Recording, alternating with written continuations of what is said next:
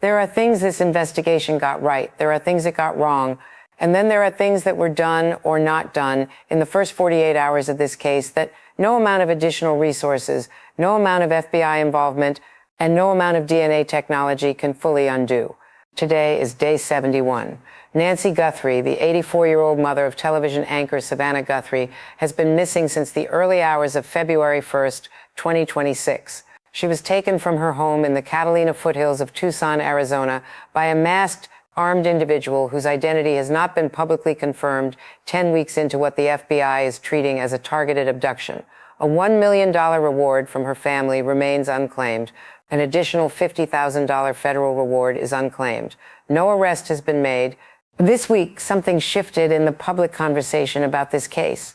Not a breakthrough, not a resolution, but a shift in what experts are willing to say on the record about what went wrong, what is still being missed, and what the physical evidence at this scene was telling investigators on day one, before any of the contamination, the release of the scene, or the assignment of a supervisor who had allegedly never led a homicide investigation could compromise what was there. The Michell Report is not going to recap what you already know.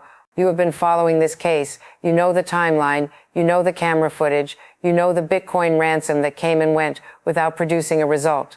What this broadcast is going to do today is examine carefully and directly the 4 specific evidentiary failures that former law enforcement professionals are now naming on the record, and why each of them matters for where this investigation goes from here. This is part 1 of 5. Let us begin with the foundation. Nancy Guthrie spent the evening of January 31st at her daughter Annie's home nearby, having dinner and playing games with family. Her son-in-law drove her home and dropped her off at approximately 9:45 in the evening. The garage door closed. She went inside. At 1:47 the following morning, a masked figure appeared at her front door on doorbell camera footage, later released by the FBI. The camera was physically disabled. 2 methods attempted, 2 methods tried, the second using foliage from a porch plant to cover the lens when the first physical attempt did not immediately work. At 2:28, her pacemaker disconnected from the paired phone app. Blood confirmed to be hers was found on the front steps. Her medication, purse, and phone were left inside. What happened in those 41 minutes between 1:47 and 2:28 has been described as a void in the public record. The Michell Report disputes that framing entirely. Those 41 minutes are not a void. They are the most evidence-rich window in this entire investigation. And the question this channel is asking today is whether the evidence inside that window was handled with the urgency and the expertise it demanded. Based on what practitioners are now saying publicly, on the record and by name, the answer appears to be no. Failure. Number 1, the scene was not treated as a crime scene from the beginning. This is not a new observation, but it has taken on a new dimension this week. According to an anonymous law enforcement source who spoke to a national correspondent covering this case on the ground, the first supervisor assigned to lead the investigative response on February 1st had allegedly never led a homicide investigation before and had no prior experience handling a major kidnapping case. Stop on that for a moment. Not a junior officer, the supervisor, the person making the command decisions in the critical first hours about how the scene was classified, how it was protected, how it was processed, and what resources were called in. That person, according to an insider account, was operating in territory they had never navigated before. The consequence of that inexperience was predictable, and according to sources who have spoken to reporters with sustained access to this case, exactly what you would expect. The scene was treated not as a kidnapping, but as a search and rescue. A missing person, not a crime. The assumption that Nancy Guthrie had wandered, or that there was some other benign explanation for her absence, was allowed to shape the initial investigative posture. That assumption cost hours. Those hours cost evidence. Former law enforcement professionals who have reviewed the publicly available timeline have been direct about what that means in practice. When a crime scene is not classified as a crime scene immediately, specialized forensic units are not the first through the door. Standard officers who are trained for a different kind of response set the pattern. The precious window of microscopic evidence, trace materials, biological deposits, touch DNA, the kind of evidence that requires both the right tools and the right conditions to recover, begins to close. Not because it disappears instantly, but because every person who enters a scene and does not know to treat a specific surface as potentially significant evidence is a person who might be the reason that surface cannot be used later. The bloodstains on the front steps were not identified by investigators. They were identified by a reporter after the scene had already been accessed by multiple parties, after the tape had already come down. The Pima County Sheriff's Department has denied that any mistakes were made. The sheriff, Chris Nanos, said this week that he will not allow his department to be attacked and that his people have worked with dedication. That may be true, but dedication and expertise are not the same thing.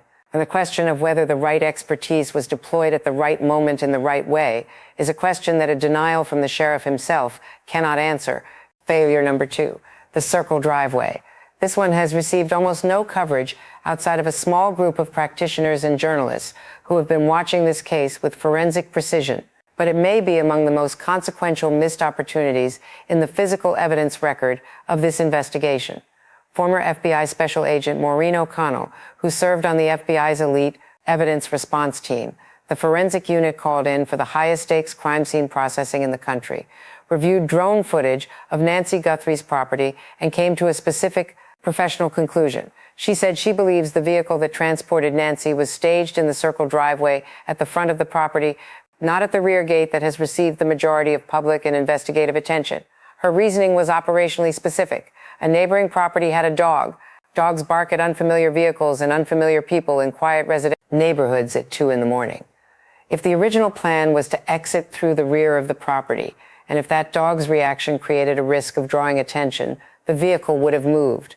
The new exit point, the circle driveway at the front, offers what a rear alley would have provided operationally.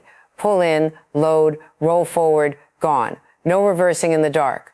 No difficult maneuvering on a residential street. A clean forward exit at speed. O'Connell said directly, the circle driveway is where she thinks the vehicle pulled up to take Nancy out. She said something may have caused them to go out the front, possibly the dog barking at the back. She said the driver came up on the circle driveway instead, and that part of the plan became removing Nancy through the front door. Now here is the forensic problem that O'Connell also named explicitly on the record. Nancy Guthrie's driveway is not asphalt, it is not concrete, it is decomposed granite, the loose, granular, naturally occurring desert material that is ubiquitous in Tucson landscaping. And decomposed granite, from a tire impression recovery standpoint, is one of the most challenging surfaces in forensic evidence collection. Tire impressions in decomposed granite are real. They exist. When a vehicle rolls over the material, it compresses the granules and creates a pattern corresponding to the tire's tread. But that impression is fragile. It can be disrupted by wind. It can be shifted by foot traffic or another vehicle. It can degrade within hours in the temperature cycling of the desert environment. And critically, it does not photograph under normal daylight conditions the way an impression in mud or soil would. To capture a tire impression in decomposed granite forensically, you need oblique lighting, a raking low-angle light source that creates shadows in the compression pattern and makes the impression visible enough to photograph with scale markers. O'Connell looked at the available drone footage and said she did not see evidence of that work being done. She was careful. She acknowledged that the FBI may have processed that surface at a time when cameras were not overhead, but she said she did not see it. And a career ERT agent who spent her professional life recovering evidence from scenes exactly like this one, looking at available footage and not being able to confirm that the potentially most important vehicle staging location on the property was forensically processed for tire impressions. That is a concern that deserves to be named directly. The FBI's tire tread database is extensive. A confirmed tire impression from the circle driveway could have narrowed the vehicle class combined with other investigative tools, surveillance, cell tower data, transaction records, could have produced a specific vehicle and a specific lead. That chain starts with the impression. The impression starts on the decomposed granite surface of the circle driveway, and the window for recovering it closes with every car that enters and leaves that property. Failure number 3, the DNA mixture and what it demands now. The mixed DNA sample recovered from inside Nancy Guthrie's home is the most important piece of forensic evidence still in active analysis. It contains genetic material from more than one person. The portion that cannot be attributed to Nancy or anyone in her family and known circle could belong to whoever walked into that house on the night of January 31st. If it can be isolated and profiled, it becomes the most powerful single piece of evidence this investigation has produced. The problem is the mixture. Deconvolution, the process of separating one individual's genetic profile from a complex sample containing multiple contributors, is one of the hardest unsolved problems in current forensic science for SNP-based analysis, which is the type used in investigative genetic genealogy. SNP testing for forensic samples has only been in common use since around 2018. The software packages that handle mixture deconvolution for this newer platform are still being developed. The tools that exist for the older STR methodology do not simply transfer. Genetic genealogist C.C. Moore, who has been involved in solving dozens of previously cold cases using this methodology, said publicly that she believes a private company may have accelerated the release of new deconvolution software specifically because of this case. She said she suspects several companies are working as fast as they can to figure out a way to work with these more complex mixtures, and that this case has made it a top priority across the field. She described a new machine expected in the coming months that may allow deconvolution to begin earlier in the process rather than at the computational stage, approaching the mixture at the instrument level rather than at the bioinformatics stage. Former FBI agent Maureen O'Connell made an additional observation this week that goes beyond the DNA mixture itself. She said the FBI has enough physical and behavioral evidence from this case, from what they found at the scene, from the suspect's behavioral pattern across 2 visits, from the forensic details that have not been publicly released, to construct and publish a formal criminal profile. She said directly, why are they not doing that? A formal FBI profile, she noted, would help focus public attention on specific characteristics without revealing sensitive investigative details. It would narrow the tip pool from 18,000 submissions towards something more actionable. The answer to O'Connell's question is not public, and on day 71, the question remains valid. There is also the glove. A glove found approximately 2 miles from the crime scene appeared visually consistent with the type worn by the suspect in doorbell camera footage. DNA was recovered from it. That DNA was run through the national database. It traced to a local restaurant worker who was determined to have no connection to the case. The lead was closed. That result, a glove that looks right, in a location that fits the exit radius, containing DNA that points to someone entirely unrelated, is either an extraordinary coincidence or an indication of how difficult the evidentiary environment around this case has been from the beginning. The closed glove lead is also, in O'Connell's professional view, a sign that the DNA recovered from inside the home likely has not yet produced a clean, usable profile. If it had, investigators would have acted on it by now, and the pace of visible movement in this case would be different. The silence tells its own story. Failure number 4. The ransom.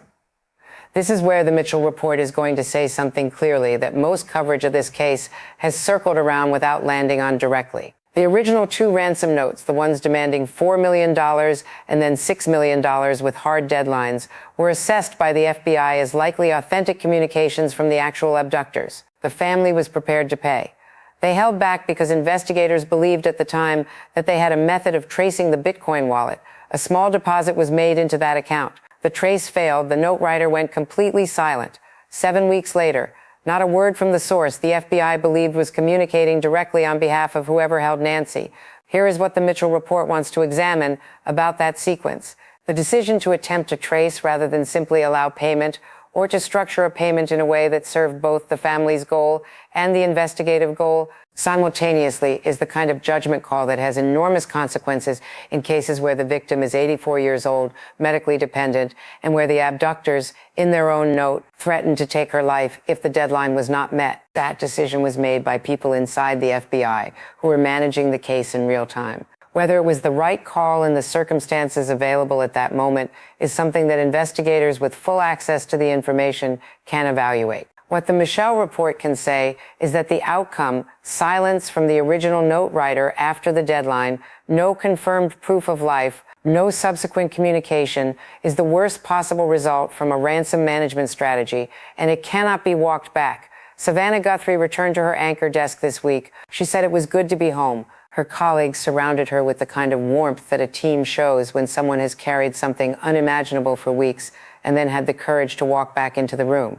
She said she received so many letters, so much kindness, and that she and her family feel the prayers. She did not say she has her mother back, because she does not. What she also said, in a statement that the Michell Report believes deserves to be the last word of this broadcast, is something that reflects both the grief and the determination that has defined her family's public presence throughout these 71 days. Ready or not, let us do the news. The news is this: Nancy Guthrie is still missing. The investigation has not produced an arrest. The $1 million reward remains unclaimed. And there are 4 specific forensic failures at the first days of this investigation that practitioners are now naming on the record. Failures that should never have happened and that cannot be undone. The tip line is 1-800-KEAL-FBI. Anonymous submissions at tips.fbi.gov. The reward is active. The Michell Report will stay on this until there is an answer.